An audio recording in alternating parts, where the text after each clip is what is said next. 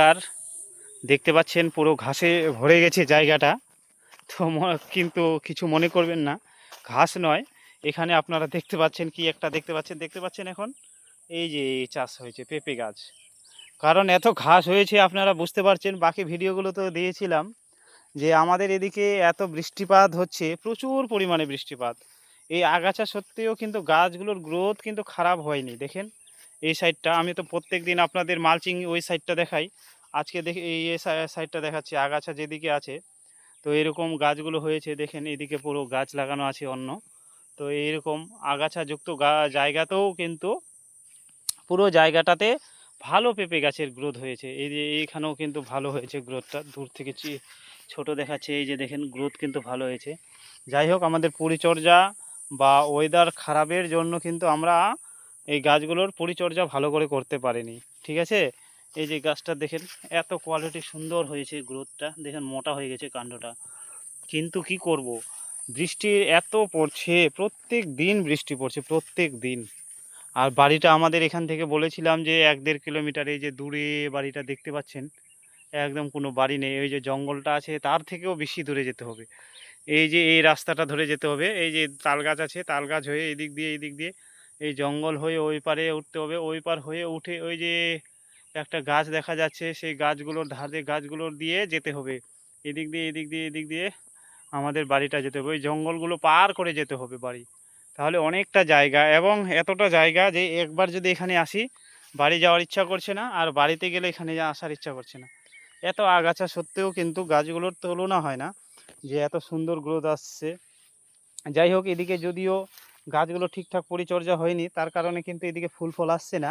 কিন্তু খুশির খবর যে আমরা যেই জায়গাটা মালচিং করেছি, ওই যে ওইদিকে মালচিং করেছি, সেই জায়গাতে কিন্তু মাত্র 30 দিনে ফুল ফল চলে আসছে গাছগুলোতে। মাত্র 30 দিনে ফুল ফল চলে আসছে জায়গাটাতে। আমরা মনে করছিলাম এই যে লাল ডাঁটা দিয়েছিলাম, লাল ডাঁটা দেখতে পাচ্ছেন মাঝে মাঝে, এই লাল ডাঁটাগুলো আমরা ভাবছিলাম যে পেঁপে গাছগুলো হবে, তার মধ্যে আমরা লাল ডাঁটা শাকটা বিক্রি করে দিব এবং সেখান থেকে আমরা কিছু অর্থ পেয়ে যাব। কিন্তু এমন আকাশের পরিস্থিতি, আকাশের বৃষ্টি এত হচ্ছে যে লাল ডাঁটা শাকগুলোকেও হতে দেয়নি। এখানে একটু বালি মাটি যুক্ত বেশি, তো এই যে মাটিটা দেখাচ্ছি আপনাদের, দেখেন বালির ভাগটা একটু বেশি আছে। তার কারণে কি হচ্ছে, বালিটা হচ্ছে শাকের মধ্যে ধরছে এবং শাকগুলো তখন নষ্ট হয়ে যাচ্ছে, এই কারণে কিন্তু শাকটা ভালো হয়নি। যাই হোক, এইভাবে করে চাষটা করা হচ্ছে।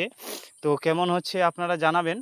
আর এগুলোতে কি করলে ভালো হয়, এই যে আগাছাগুলো হচ্ছে এত বৃষ্টির কারণে, যেহেতু কাজ করা যাচ্ছে না, তাহলে এখানে কি দিলে ভালো হয়? ঘাস মারা বিষ দিলে কি ভালো হবে, কীটনাশক, না মালচিংয়ে করলে ভালো হবে? আমরা এটা অর্ধেকটা এমনি ভাবছিলাম যে অর্ধেকটা মালচিং করি আর অর্ধেকটা এমনি করি, মানে এমনি এটা মাটি দিয়ে ভালো করে আগাছাগুলো পরিষ্কার করে।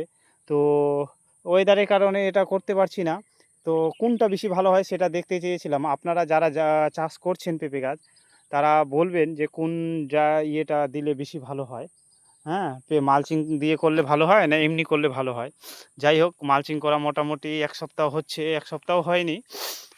হ্যাঁ, 1 সপ্তাহ হয়ে আসছে। গত সোমবারে আমরা মালচিং এগুলো করেছি। তাহলে রেজাল্টটা পাবো আর 1 সপ্তাহ গেলেই আমরা রেজাল্ট পাবো যে মালচিংয়ে কেমন গাছগুলোর গ্রোথ হচ্ছে। ঠিক আছে? এইভাবে করে এই চাষ করা হচ্ছে। ছোট্ট আমরা কৃষক, ১ম উদ্যোগ নিয়েছি।